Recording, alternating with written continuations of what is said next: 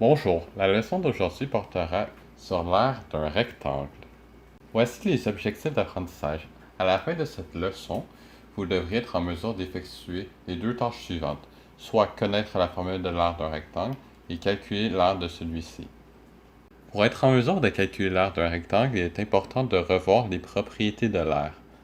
Nous avons qu'une unité de longueur étant choisie, l'aire du carré de côté 1 est égale à 1. Ensuite, nous avons que l'aire est additive. Si vous n'êtes pas familier avec les propriétés de l'aire et du concept d'aire, il est recommandé de voir la vidéo précédente de cette série dont le lien est dans la description.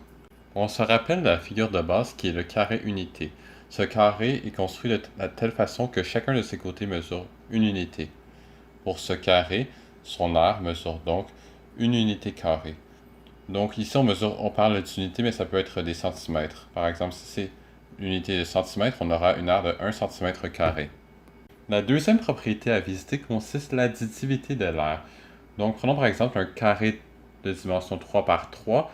Alors l'idée c'est qu'on peut décomposer celui-ci en différentes régions disjointes. Et l'aire de la somme de ces régions est l'aire de notre figure initiale. Donc qu'est-ce qu'un rectangle? En géométrie euclidienne, un rectangle est un quadrilatère dont les quatre angles sont droits et où grand L et petit l plus grand que 0 correspondent respectivement à la longueur et à la largeur. Donc vous pouvez voir l'identification de cette longueur et de cette largeur dans la figure ci-dessous. Donc allons-y avec un exemple avec un rectangle de longueur 2 et de largeur 1. Donc je vous conseille d'essayer de trouver l'aire de ce rectangle. Donc je vais vous donner deux indices. Le truc, c'est d'essayer de ramener le problème à une situation déjà résolue en utilisant les propriétés qu'on vient de voir précédemment. Donc si vous avez trouvé, je vous félicite, vous avez une très bonne intuition mathématique. Donc la réponse, c'est que l'aire du rectangle est de 2 unités carrées. Donc la façon dont on procède pour arriver à ce résultat-là, c'est qu'on divise notre carré en deux régions distinctes. Et après ça, en faisant la somme de ces régions-là, on obtient l'aire du carré. Donc ici, on a décidé de diviser en deux carrés unités. On sait que un carré unité a une aire de 1, une unité carrée, donc 1 plus 1 égale 2 unités carrées.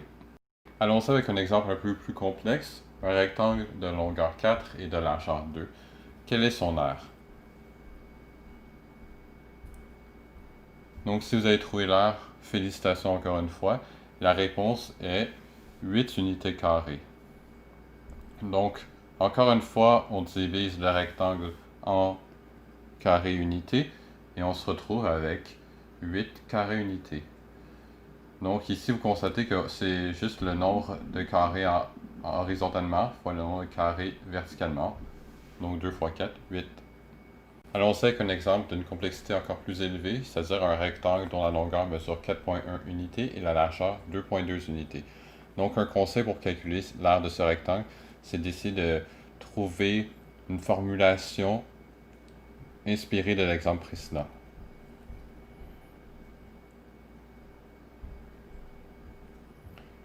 Donc si vous l'avez trouvé, bravo encore une fois, très bonne intuition mathématique. Donc l'idée ici, c'est de multiplier la longueur par la largeur. Dans le dernier des cas, on a fait ça, mais avec des nombres entiers. Ici, la différence, c'est qu'on a des nombres réels positifs. Donc, on ne va pas prouver pourquoi ça fonctionne, mais on va essayer de formaliser. On aura le théorème suivant qui concerne l'aire d'un rectangle. Soit un rectangle de longueur L, grand L plus grand que 0, de largeur L plus grand que 0 et d'aire A. Alors, son aire est le produit entre sa longueur et sa largeur. Donc, ça confirme ce qu'on a vu plus tôt. Si vous appliquez cette formule aux exemples précédents, vous devriez toujours trouver l'aire. Donc, quelque chose qui est intéressant à constater, c'est que quand on pense à un carré, ça remplit la définition du rectangle qu'on a vu précédemment. Pensez-y, si on a un carré, on a 4 angles droits et on a un quadrilatère. Donc, par définition, c'est un rectangle.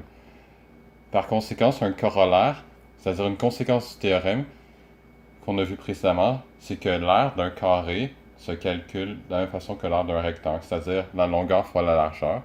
Mais ici, c'est un cas particulier où la longueur et la largeur sont égales à la même valeur. Donc ici, l'aire d'un carré peut s'exprimer comme son côté mis au carré. Donc finalement, on a quelques petits éléments à retenir de cette leçon qui concerne l'aire d'un rectangle. Le premier élément à retenir se concerne sur la formule pour calculer l'aire du rectangle. Donc l'aire d'un rectangle est égal au produit de sa longueur et de sa largeur. Pour le deuxième élément, l'aire d'un carré est égal à la longueur d'un côté mis au carré.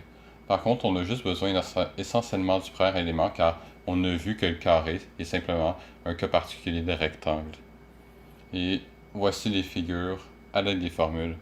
J'espère que vous avez apprécié la leçon et à la prochaine.